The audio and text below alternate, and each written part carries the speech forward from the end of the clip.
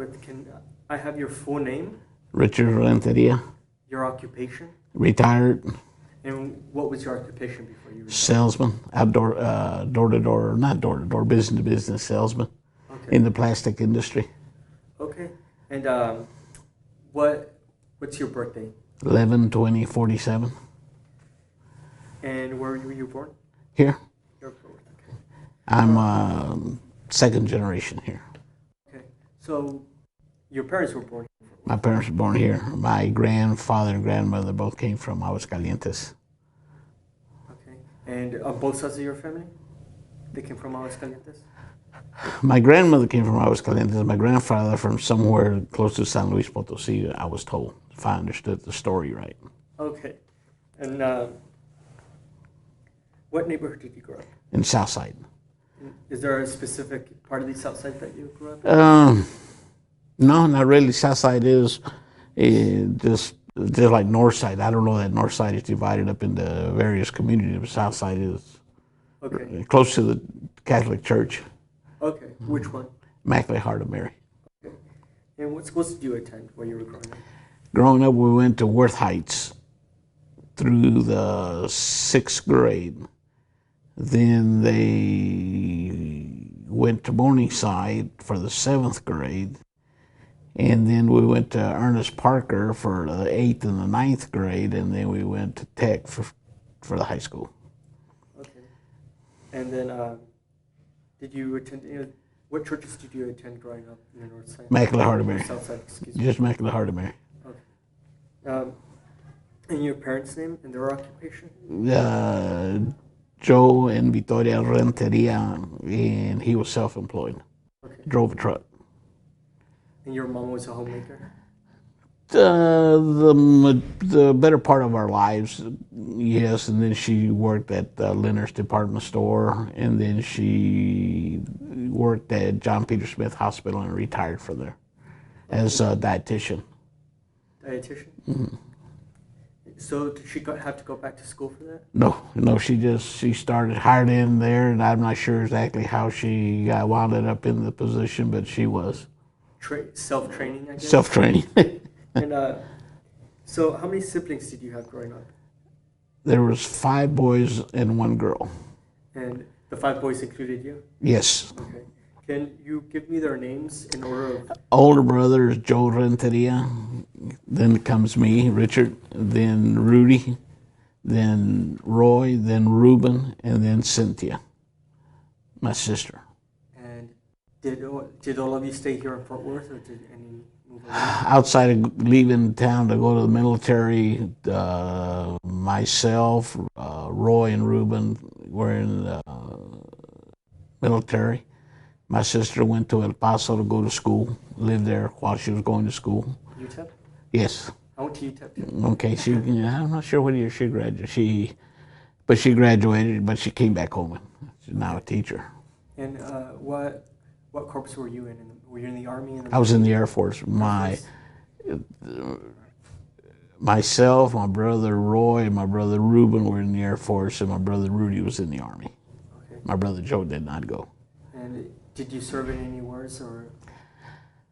No, I was stationed in Europe.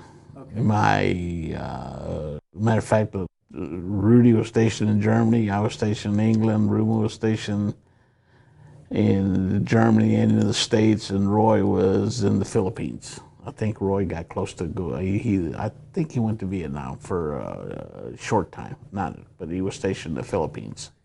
So in what period were you in the military? In the 60s? During 70s? the Vietnam era. I left home in 1967 and came back in 71. Okay. And you served it the whole time in England? You served the 3 years of it, and 6 months in California, then home. Okay. And can you tell me what community organizations you've been involved here in Fort Worth? Community organizations, probably none. Okay, I mean, any organization. I was part of the Pan American Golf Association that was here. That's still here today. It's here in Northside. I was in the dance band when I was growing up. Started playing when I was 14. Played most of the Texas and at the Tejano band. And finally quit when I was 34. So was there a lot of Tejano clubs here in Fort Back Worth? then there was. Back then you went to the casino, which used to be the largest ballroom in the Southwest during the big band era, during the Glenn Miller and the Benny Goodman era and everything. That was at Lake Worth. And Mexicanos started making dances there. So all the Tejano bands would come to the casino, and then the Guys and Dolls opened up, and then there used to be a place called the Rocket, and there used to be a place called the Skyliner, and probably around it off there used to be a little small place called La Mona Lisa. And did you play in these clubs? All of them except the Skyliner. The Skyliner burned down before I was able to play in it. So, but I got to play once or twice in the Mona Lisa, a lot at the casino, a lot at the Rocket, a lot at the Guys and Dolls, and at Billy Bob's. And where did you tour? Just mainly Wichita Falls, Dallas, Austin, Oklahoma City, Tulsa, Kansas City, just various, mostly Texas. Okay. A lot of small towns like Brady and Brownwood, and so. And you were in a Tejano band, correct? Yes. And only Tejano music? Were you? No, we used to play. We all read music. Okay. The Tejano bands back then, they were just pick up an instrument, learn to play it, and you joined a band and you played it. And a lot of guys were very, very good. Later on, they learned to read music. We went through school, or a lot of us went through school to learn to read music. So we used to play for Joan Dynamics. We used to play for University of Texas at Arlington. We played American Airlines, and that was strictly all ballroom music. Okay. And we read music and played it. The biggest song you'd play for without a doubt would be El Rancho Grande. Okay. Because the Gabacho wanted to hear El Rancho Grande, so you had to play it. So that in La Bamba. Okay. And well, part of the project that we're with, it's not only the city of Fort Worth, but also an oral history project out of TCU that focuses on African American and Mexican American relations, especially during the Civil Rights era. And growing up here in Fort Worth and living through the 60s and 70s and 50s, what relations between Mexican Americans and African Americans do you remember? As far as I can remember, through the reason I went from Morningside to Parker, which was in the 8th grade, was that City of Fort Worth turned Morningside into an all-black school, and that was before integration. Okay. So when they turned it all to an all-black school, then us living in the South Side had to go somewhere.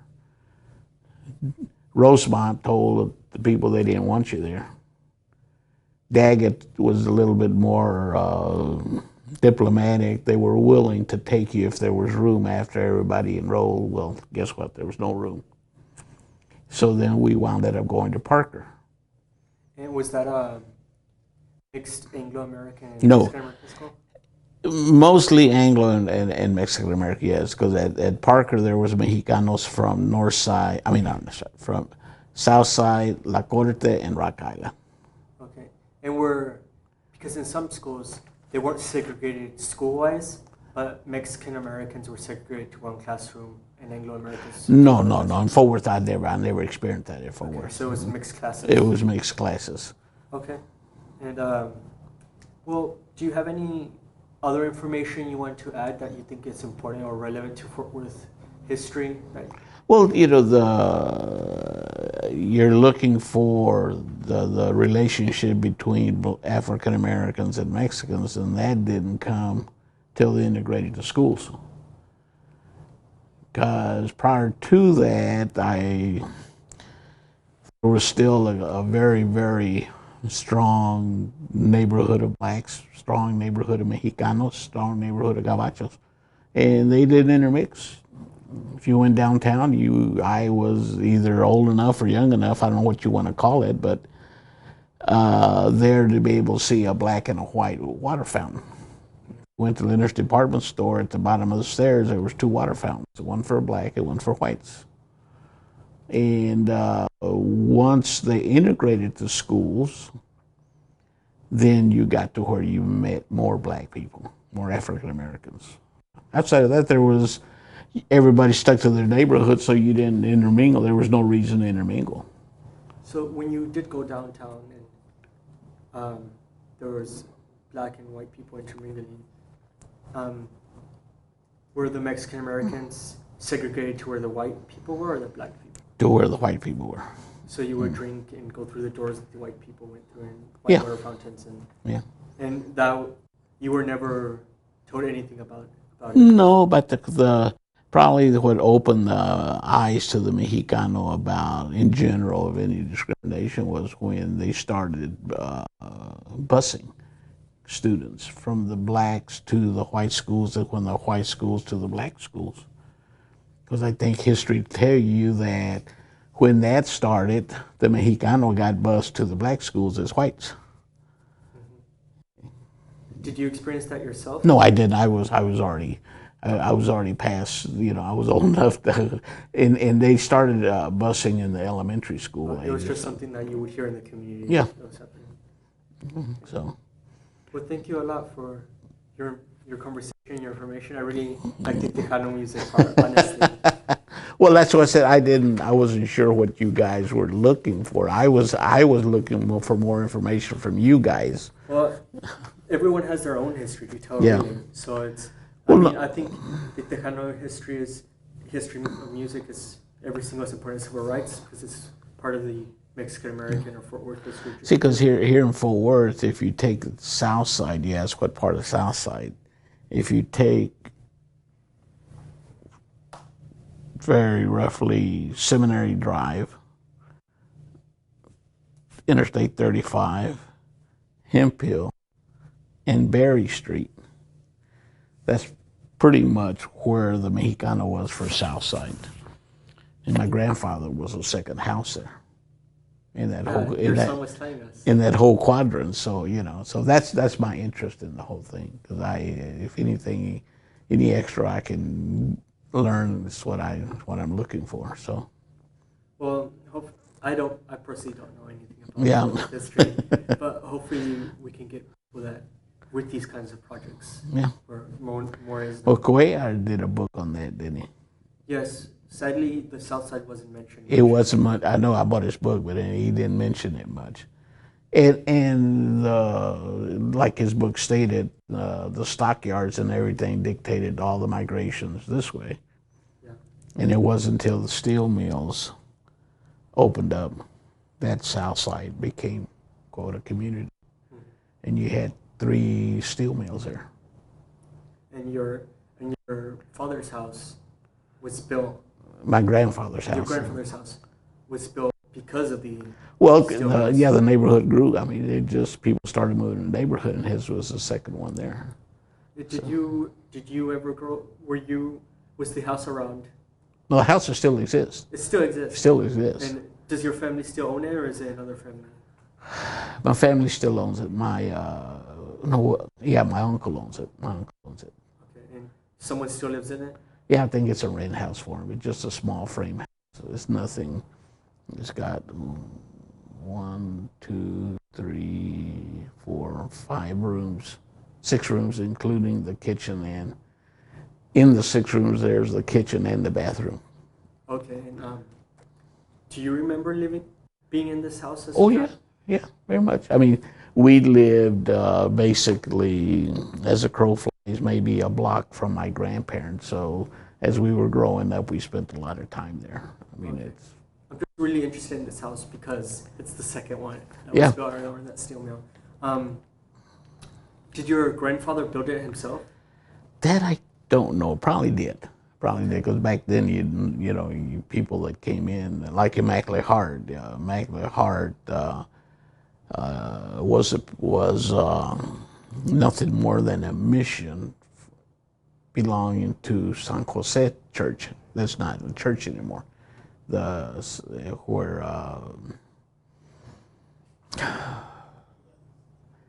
the north side, what's it called?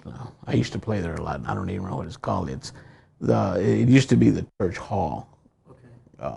and in front of it was the Church of San Jose, and that was a parish. And Immaculate Heart in Southside used to belong to them, not to anybody in Southside, as a parish went. So the people from Southside, my grandfather being one of them, and a lot of the men from the neighborhood, they built the Catholic Church in Southside and became a parish and, quote, on their standalone parish. Before there was just nothing more than a mission that stood alone or stood under San Jose's guidance. And does that church still exist? Was it another building? The church itself does not. That's Immaculate Heart. Okay. The church itself, they built a church. They first went and bought a barracks from Mineral Wells. Mineral Wells used to have an army base. And they bought a barracks, moved a barracks over here and made it into a church. And then they sold that building and built another church, and they built it 3 times before they built the one that's there today. Okay. It's not in the same site. Okay. Today, the third church that Immaculate Heart built is there, but it was sold and it's now a school of some kind. And a final question, but do you remember the church that your grandfather helped build? Yeah, I was married in it. Okay. So does that building still exist? No, not anymore. Okay. Not anymore. All that it gradually the barracks. They built the church. The barracks, which was just a long building, was bought and moved over to one of my grandfather's lots, and he bought it, and it was a rent house for him for the longest time. Then finally, it just deteriorated. Well, he gave the property to one of his sons, and his son tore it down and built himself a house. Okay. So well, thank you. Okay. And let me just fill out this